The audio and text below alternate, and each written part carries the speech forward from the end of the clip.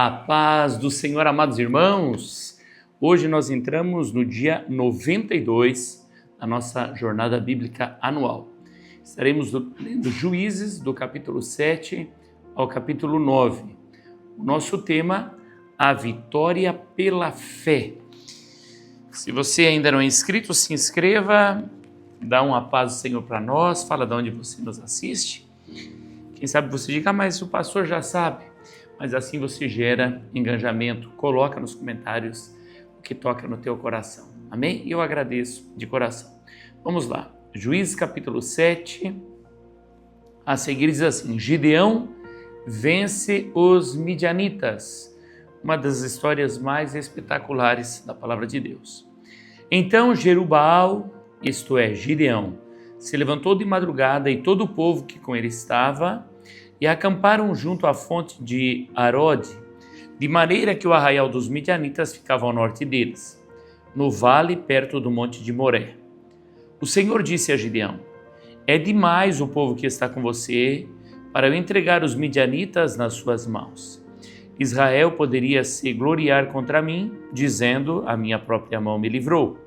Portanto, anuncia ao povo o seguinte: quem estiver assustado e com medo, saia da região montanhosa de Gileade e volte para casa. Então 22.000 voltaram e 10.000 ficaram. Então o Senhor disse a Gideão: ainda há povo demais, faça-os descer até as águas e ali eu os provarei para você. Aquele de quem eu disser, este irá com você, esse de fato irá com você. Porém, todo aquele de quem eu disser, este não irá com você, esse não irá.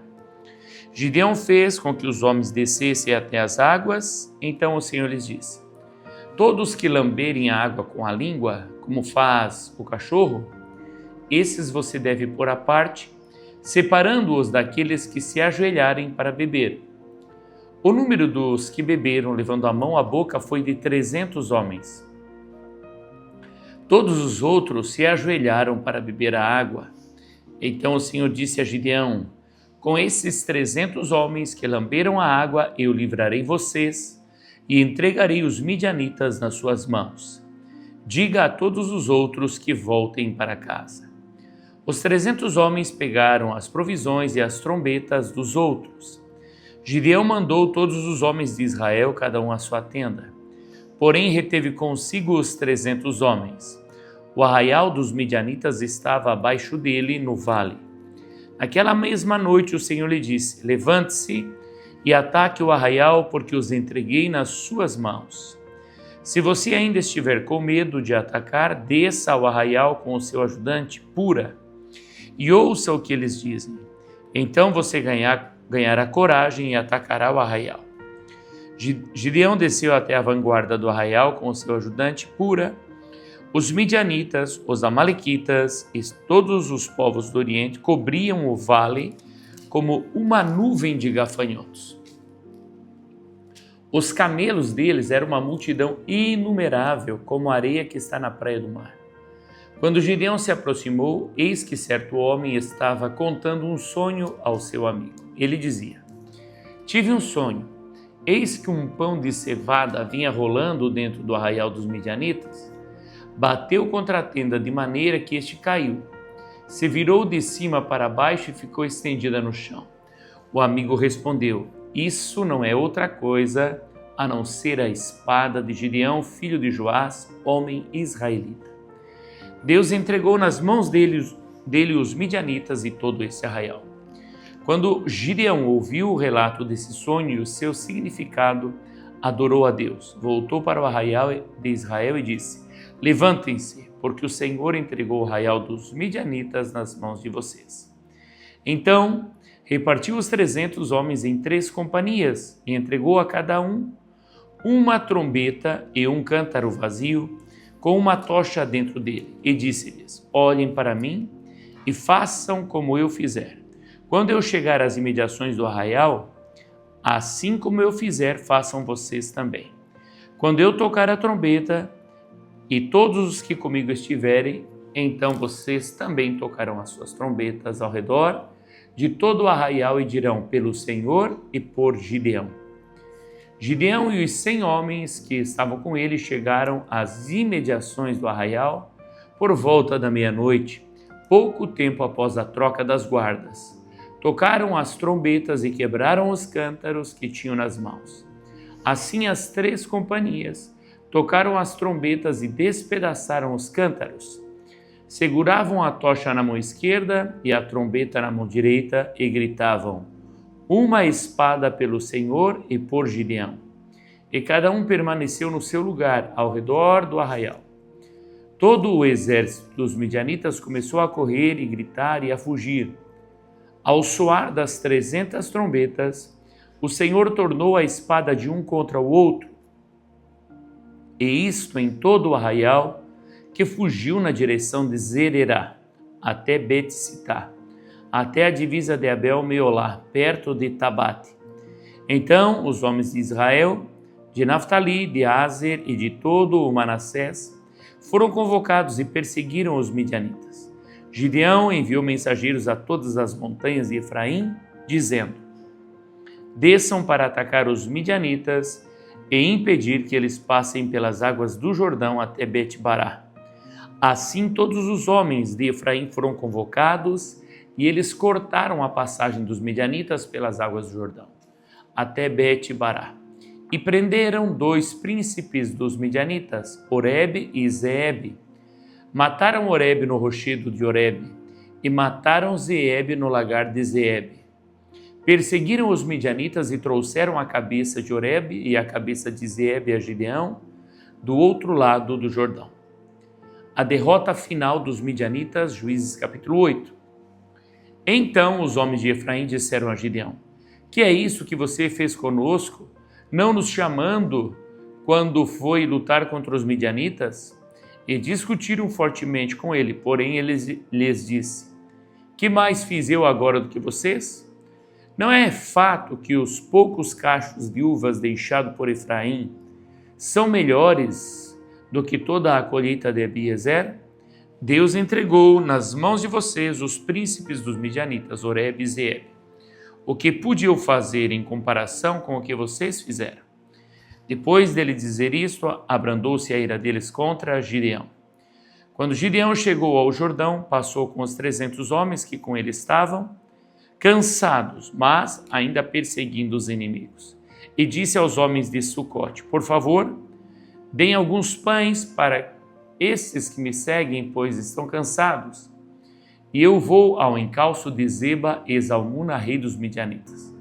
Porém os chefes de Sucote disseram: será que você já tem Zeba e Zalmuna em seu poder, para que demos pão ao exército que está com você? Então Gideão disse: por isso, quando o Senhor entregar Zeba e Zalmuna nas minhas mãos, rasgarei a carne de vocês com espinheiros e outras plantas do deserto. Dali Gideão foi a Penuel e fez o mesmo pedido aos homens daquele lugar. Mas esses de Penuel lhe responderam como os homens de Sucote lhe haviam respondido. Por isso também falou aos homens de Penuel, dizendo: quando eu voltar em paz, derrubarei esta torre. Ora, Zeba e Salmuna estavam em Carcor, com os seus exércitos, uns 15.000 homens, todos os que restaram do exército do povo do Oriente, pois 120.000 homens que puxavam da espada tinham sido mortos. Gideão foi pelo caminho dos nômades, a leste de Noba e Jogbeá, e atacou aquele exército de surpresa. Zeba e Salmuna fugiram, mas Gideão os perseguiu. Ele prendeu os 2 reis dos midianitas, Zeba e Salmuna, e deixou todo aquele exército em pânico. Quando Gideão, filho de Joás, voltou da batalha pela subida de Heres, prendeu um moço de Sucote e lhe fez perguntas. E o moço deu por escrito o nome dos chefes dos anciãos de Sucote, 77 homens. Então Gideão foi falar com os homens de Sucote e lhes disse: vejam, aqui estão Zeba e Salmuna, a respeito dos quais vocês zombaram de mim, dizendo: será que vocês já têm Zeba e Salmuna em seu poder para que demos pão aos seus homens cansados? E prendeu os anciãos da cidade, pegou espinheiros e outras plantas do deserto e com eles deu severa lição aos homens de Sucote.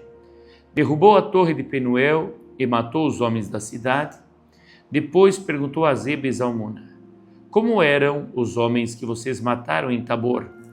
E eles responderam: como você, assim eram eles. Cada um parecia com um filho de rei. Gideão disse: eram meus irmãos, filhos de minha mãe. Tão certo como vive o Senhor, se vocês os tivessem deixado com vida, eu não mataria vocês. E disse a Jeter, seu primogênito: levante-se e mate-o. Porém, o moço não arrancou a sua espada porque teve medo, pois ainda era jovem. Então, Zeba e Zalmuna disseram: venha você mesmo e nos mate, pois o homem é conhecido por sua valentia. Gideão foi e matou Zeba e Zalmuna e pegou os ornamentos em forma de meia-lua que estavam nos pescoços dos camelos deles. Então os homens de Israel disseram a Gideão: domine sobre nós, tanto você como o seu filho e o filho de seu filho, porque você nos livrou do poder dos midianitas. Porém Gideão lhes disse: não dominarei sobre vocês, nem tampouco meu filho dominará sobre vocês. O Senhor Deus dominará sobre você. E Gideão continuou: mas quero fazer um pedido, que cada um de vocês me dê as argolas do seu despojo. Que os midianitas tinham argolas de ouro, pois eram ismaelitas. Então eles responderam: de bom grado as daremos. E estenderam uma capa e cada um deles colocou ali uma argola do seu despojo. O peso das argolas de ouro que pediu foi de uns 20 quilos de ouro, sem contar os ornamentos em forma de meia-lua, os pendentes e as roupas de púrpura que os reis dos midianitas usavam, e sem contar os ornamentos que os camelos traziam ao pescoço. Disso, Gideão fez uma estola sacerdotal e a pôs na sua cidade em Ofra. E todo Israel se prostituiu ali, adorando essa estola. E isto veio a ser um tropeço para Gideão e toda a sua casa. Assim os midianitas foram subjugados pelos filhos de Israel e nunca mais levantaram a cabeça. E a terra ficou em paz durante 40 anos, nos dias de Gideão. A morte de Gideão. Jerubaal, filho de Joás, retirou-se e ficou morando em sua casa. Gideão teve 70 filhos, todos provindos dele, porque tinha muitas mulheres. A sua concubina, que morava em Siquém, lhe deu também à luz um filho, e ele lhe deu o nome de Abimeleque. Gideão, filho de Joás, morreu em boa velhice, e foi sepultado no túmulo de Joás, seu pai, em Ofra, cidade da família de Abiezer. Depois que Gideão morreu, os filhos de Israel voltaram a se prostituir com os Baalins e puseram Baal-berite por Deus. Os filhos de Israel não se lembraram do Senhor seu Deus, que os havia livrados do poder de todos os seus inimigos ao redor. Também não usaram de bondade com a casa de Jerubbaal, a saber, Gideão, segundo todo o bem que ele tinha feito a Israel. Abimeleque se declara rei.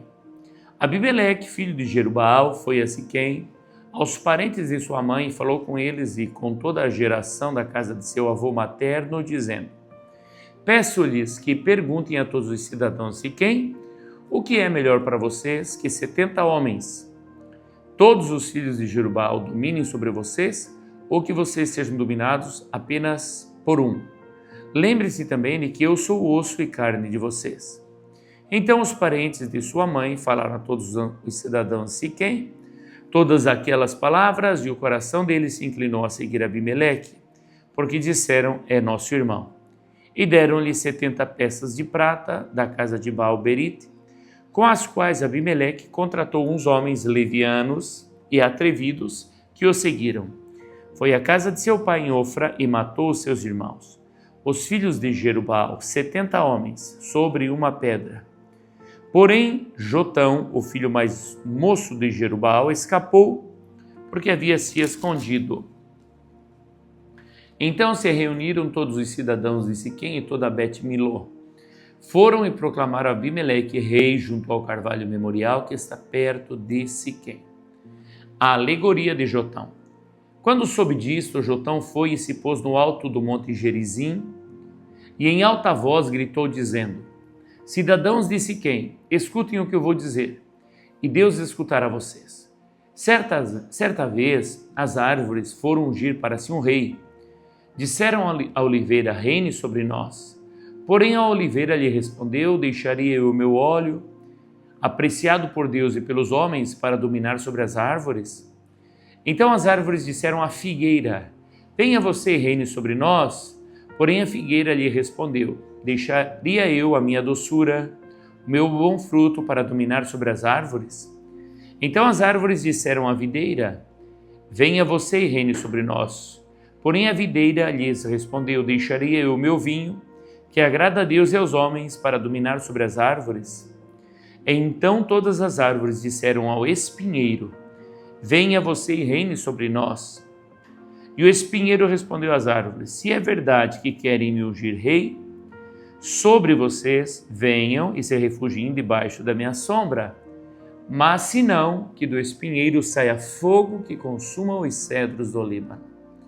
Jotão continuou, e agora, se vocês agiram de boa fé com sinceridade, proclamando Abimeleque como rei, se vocês fizeram o que é correto em relação a Jerubaal e à sua casa, e se o trataram segundo ele merecia pelo que fez, porque o meu pai lutou por vocês, arriscou a vida e os livrou das mãos dos midianitas. Mas hoje vocês se levantaram contra a casa de meu pai e mataram os filhos deles, 70 homens sobre uma pedra. E a Abimeleque, filho da escrava dele, vocês puseram como rei sobre os cidadãos de Siquém, porque é irmão de vocês. Se vocês agiram de boa fé e com sinceridade para com Jerubaal e a sua casa, então alegrem-se com Abimeleque e que ele também se alegre com vocês. Mas, se esse não for o caso, que saia fogo de Abimeleque, consuma os cidadãos de Siquém e Bet-Milo, e que saia fogo dos cidadãos de Siquém e de Bet-Milo, que consuma Abimeleque. Depois disso, Jotão fugiu e foi para Beer, onde ficou morando porque estava com medo de seu irmão Abimeleque. A conspiração de Gaal. Abimeleque havia dominado sobre Israel durante 3 anos. Quando Deus suscitou um espírito de aversão entre Abimeleque e os cidadãos de Siquém, que foram desleais com Abimeleque. Isto aconteceu para que fosse vingada a violência praticada contra os 70 filhos de Jerubaal, e para que fossem castigados tanto Abimeleque, que era irmão deles, e os havia matado com os cidadãos de Siquém, que contribuíram para que ele matasse os seus próprios irmãos. Os cidadãos de Siquém puseram sobre os altos montes homens de emboscada contra Abimeleque, e eles assaltavam todos os que passavam pelo caminho perto deles. E Abimeleque foi informado disso. Gaal, filho de Ebed, veio com os seus irmãos e se estabeleceram em Siquém. E os cidadãos de Siquém confiaram nele. Foram ao campo, cortaram os cachos das vinhas, pisaram as uvas, fizeram festas. Foram à casa de seu Deus, comeram, beberam e amaldiçoaram Abimeleque. E Gaal, filho de Ebed, disse, quem é Abimeleque? E quem somos nós de Siquém para que o sirvamos? Não é ele filho de Jerubaal, e não é Zebul, seu oficial? Seria melhor servir os homens de Amor, pai de Siquém. Mas nós, por que serviremos a ele? Quem dera estivesse este povo na minha mão. Eu expulsaria Abimeleque, eu diria a Abimeleque, multiplique o seu exército e venha lutar. Quando Zebul, governador da cidade, ouviu as palavras de Gaal, filho de Ebed, ficou furioso e enviou secretamente mensageiros a Abimeleque, dizendo, eis que Gaal, filho de Ebed, e seus irmãos vieram a Siquém e estão alvoroçando a cidade contra você. Levante-se de noite, você e o povo que estiver com você, e ponham-se de emboscada no campo. Levante-se pela manhã, ao sair do sol, e ataque a cidade. Quando Gaal, com a sua gente, sair para atacar, faça com ele o que estiver ao seu alcance. Abimeleque vence Gaal e os siquemitas. Assim, Abimeleque se levantou de noite, e todo o povo que estava com ele se puseram de emboscada contra Siquém. Em 4 grupos, Gaal, filho de Ebed, saiu e pôs-se à entrada do portão da cidade. Com isto, Abimeleque e todo o povo que estava com ele se levantou das emboscadas. Gaal viu aquele povo e disse a Zebul: Veja, vem gente descendo dos altos dos montes. Mas Zebul respondeu: Você está vendo as sombras dos montes. Elas se parecem com homens. Porém, Gaal tornou ainda a falar e disse: Veja, vem gente descendo bem na nossa frente. E uma tropa vem vindo do caminho do carvalho dos adivinhos. Então Zebul disse a Gaal: Onde ficaram agora as suas ameaças? Não foi você quem dizia: Quem é Abimeleque para que o sirvamos? Não é este o povo que você desprezou? Pois sai agora e vá lutar contra ele. Gaal saiu à frente dos cidadãos de Siquém e lutou contra Abimeleque. Abimeleque perseguiu Gaal, que fugiu dele, e muitos feridos caíram até a entrada do portão da cidade. Abimeleque ficou em Arumá, e Zebul expulsou Gaal e seus irmãos para que não ficassem morando em Siquém. No dia seguinte, o povo de Siquém saiu ao campo, e Abimeleque foi avisado disso. Então ele reuniu seus homens e os dividiu em 3 grupos e o pôs de emboscada no campo. Quando Abimeleque viu que o povo saía da cidade, levantou-se contra eles e os atacou. Abimeleque e o grupo que estava com eles correram e tomaram posição junto à entrada da cidade, enquanto os 2 outros grupos atacaram todos os que estavam no campo e os destroçaram. Abimeleque lutou contra a cidade durante todo aquele dia. Tomou a cidade e matou o povo que nela havia. Arrasou a cidade e espalhou sal sobre ela. Todos os cidadãos da torre de Siquém souberam disso e entraram na fortaleza no templo de Euberite. Mas Abimeleque soube que todos os cidadãos da torre de Siquém se haviam reunidos. Então ele subiu ao monte de Salmão, ele e todo o seu povo. Abimeleque pegou um machado e cortou o galho de uma árvore. Ele o levantou, pôs nos ombros e disse ao povo que estava com ele: O que vocês me viram fazer, façam também vocês depressa. Assim cada um deles cortou um galho e seguiu Abimeleque. Puseram os galhos ao redor da fortaleza e os incendiaram. Assim morreram todos os que estavam na torre de Siquém, mais ou menos 1000 pessoas, homens e mulheres. A morte de Abimeleque. Então Abimeleque foi a Tebes, sitiou a cidade e a tomou. Havia, porém, no meio da cidade uma torre forte, e todos os homens e mulheres, todos os moradores da cidade fugiram para lá. Fecharam as portas da torre e subiram ao terraço. Abimeleque veio até a torre, lutou contra ela e se aproximou da porta para incendiar. Mas uma mulher jogou uma pedra superior de moinho sobre a cabeça de Abimeleque e lhe quebrou o crânio. Então Abimeleque chamou depressa o moço seu escudeiro e lhe disse: Tire a sua espada e me mate, para que não se diga que uma mulher me matou. O moço o atravessou com a espada e ele morreu. Quando os homens da cidade viram que Abimeleque já estava morto, foram embora cada um para a sua casa. Assim Deus fez cair sobre Abimeleque o mal que ele havia feito a seu pai ao matar os seus 70 irmãos. De igual modo, Deus fez cair sobre a cabeça dos homens de Siquém todo o mal que haviam praticado. Assim veio sobre eles a maldição de Jotão, filho de Jerubaal. Vamos às leituras complementares. Juízes capítulo 7, do 2 ao 7. O Senhor disse a Gideão: É demais o povo que está com você para eu entregar os midianitas nas suas mãos? Israel poderia se gloriar contra mim, dizendo: A minha própria mão me livrou. Portanto, anuncia ao povo o seguinte: Quem estiver assustado e com medo, saia da região montanhosa de Gileade e volte para casa. Então 22.000 homens voltaram e 10.000 ficaram. Então o Senhor disse a Gideão: Ainda há povo demais. Faça-os descer até as águas e ali eu os provarei para você. Aquele de quem eu disser, este irá com você, esse de fato irá com você. Porém, todo aquele de quem eu disser, este não irá com você, esse não irá. Gideão fez com que os homens descessem até as águas. Então o Senhor lhes disse: Todos os que lamberem a água com a língua, como faz o cachorro, esse vocês devem pôr à parte, separando-os daqueles que se ajoelharem para beber. O número dos que lamberam, levando a mão à boca, foi de 300 homens. Todos os outros se ajoelharam para beber a água. Então o Senhor disse a Gideão: com esses 300 homens que lamberam a água, eu livrarei vocês e entregarei os midianitas nas suas mãos. Diga a todos os outros que voltem para casa. Texto fantástico, onde Deus mostra que o caráter dele é demonstrar o seu poder.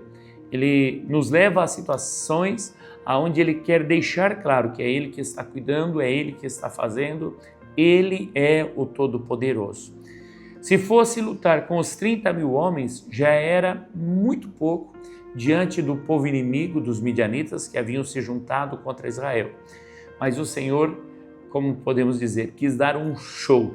O Senhor operou algo extraordinário. Como a gente leu nesse texto, sobraram 15 mil homens apenas, porque eles já haviam matado 120 mil com 300 homens. Então você já vê que eram os anjos do Senhor lutando por Gideão e por Israel. 2 Crônicas, capítulo 20, versículo 15, a batalha é do Senhor. Jaziel disse: escutem com atenção todo o Judá e moradores de Jerusalém e rei Josafá. Assim diz o Senhor: não tenham medo nem se assustem por causa desta grande multidão, pois esta batalha não é de vocês, mas de Deus. Logo nós vamos estar lendo Crônicas também e vamos encontrar esta batalha onde novamente Deus manifesta a sua glória de uma maneira ainda mais extraordinária. Novamente Deus mostrando todo o seu poder. Hebreus capítulo 11, versículo 32 a seguir. 11, 32 a seguir diz assim: e que mais direi? Certamente me faltará o tempo necessário para falar de Gideão, de Baraque, de Sansão, de Jefté, de Davi, de Samuel e dos profetas, os quais, por meio da fé, conquistaram reinos, praticaram a justiça, obtiveram promessas, fecharam a boca de leões, extinguiram a violência do fogo, escaparam de ser mortos à espada, da fraqueza tiraram forças. Fizeram-se poderosos na guerra, puseram em fuga exércitos estrangeiros. Glória a Deus. Irmãos, que nós possa ter a fé como estes heróis da fé, Que nós possa prevalecer, que nós possa avançar diante de cada desafio que se manifesta na nossa vida, como servos do Senhor Jesus, que pela fé nós possa avançar e prosperar diante de qualquer circunstância. O nosso resumo diz assim: com apenas 300 homens, Gideão derrota um exército numeroso. Deus mostra que a vitória vem pela fé e obediência. Dá um check de leitura concluída, se inscreva no canal, coloca nos comentários o que tocou o teu coração hoje. E se Deus permitir, amanhã estaremos juntos neste mesmo horário. Fica na paz, Senhor Jesus.